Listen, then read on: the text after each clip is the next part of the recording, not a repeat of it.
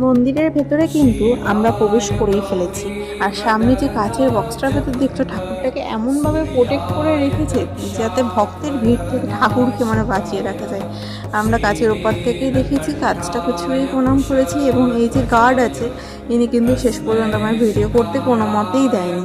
অন্য জায়গায় তো দেয়ই না, ঢোকার আগেই ফোন রেখে দিতে হয়। এইখানে তবে এই অবধি আসতে পেরেছি, আমি তোমাদের এইটুকু দেখাতে পেরেছি, এই অনেক। আর একটা বিষয় যেটা বলার, অনেকে ফুলের ডালা কিনছিল, জল নিচ্ছিল, নর্মদা নদীর জল যেটা ঢালবে ঠাকুরের মাথায়। আলটিমেট কিন্তু তারা কিছুই করতে পারেনি, কারণ মন্দিরে ঢোকার আগেই বলে দিচ্ছে যে ফুল আর জল কিন্তু বাইরেই একটা বক্স করা আছে, সেখানে ঢেলে রেখে যেতে।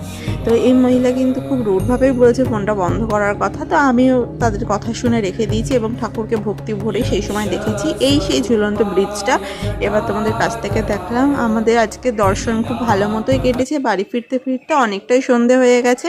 দেখো, এবার ভিডিওটা ভালো লেগে থাকলে অবশ্যই লাইক করে দিও। Tata, bye bye.